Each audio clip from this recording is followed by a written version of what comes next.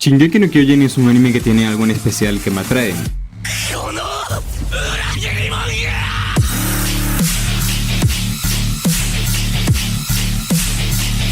Pero en este video haré énfasis en lo que para muchos puede ser lo más aburrido y pretencioso de esta serie, por ser lo menos cool que te puede ofrecer esta clase de anime en el día de hoy. Pero no nos vayamos a distraer. Abro este video desde lo más evidente y no es como si de algo diferente vaya a tratar este video más allá de glorificar algunos aspectos de la obra de Isayama sobre lo que realmente hace bien. Y explicar no solo el por qué lo que más me atrae de Shingeki no Kyojin es el cómo maneja el misterio inteligentemente a lo largo de sus temporadas, sino que trataré de plantear un tema interesante alrededor de este aspecto de la obra. Así que para empezar debo trazar una pregunta que nadie necesita saber, pero que yo quiero indagar en ello.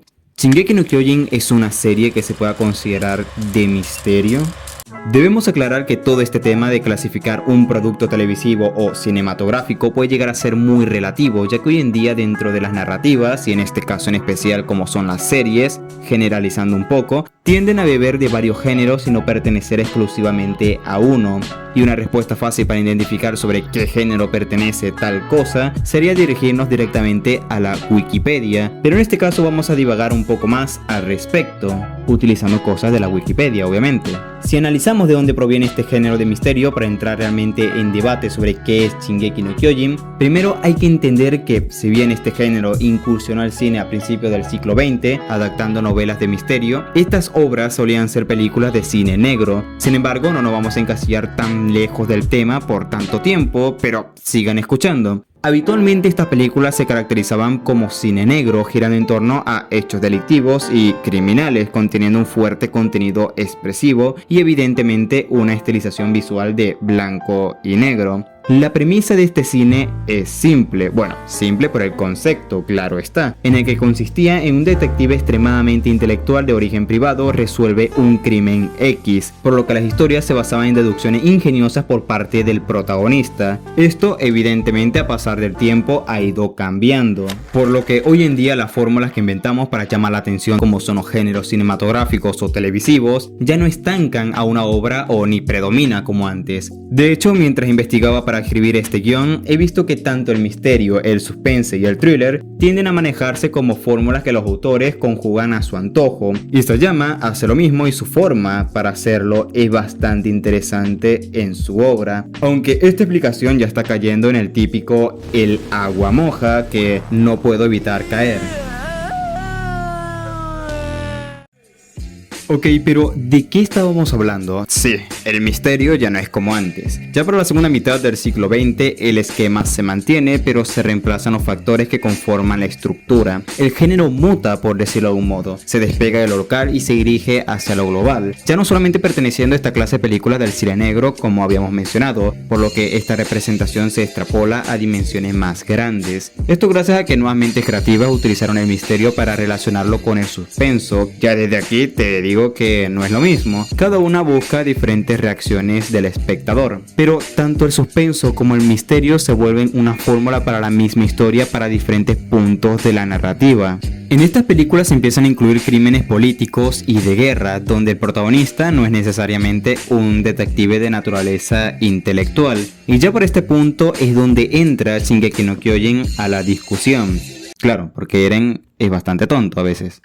La manera en cómo Isayama logra estructurar cada situación en esta serie la coloca en un punto intermedio, porque cumple con esta característica del género y reproduce conscientemente varias de sus convenciones y elementos. Tiene personajes que se basan en deducciones lógicas, situaciones que estos personajes deben resolver, misterios que no dejan de aparecer. No sabemos la verdad que oculta la política de este mundo, y hablando del mundo que pertenece a los personajes, no sabemos qué hay más allá de las murallas que enjaulan a las personas, etc. Pero en un principio todos sabemos que Isayama nos presenta esta historia más como una serie de supervivencia en sus primeros capítulos. Sin embargo, siempre estuvo allí la llave, una que no tiene todas las respuestas de nuestras preguntas, pero que sí forma parte del misterio que los personajes deben resolver. Shingeki no Kyojin tiene elementos del género en gran parte de sus temporadas, sin duda, pero no es una historia de modelo del misterio. Esto no es bueno ni malo, a decir verdad yo creo que me lleva a concluir que el autor utiliza el género de manera inteligente.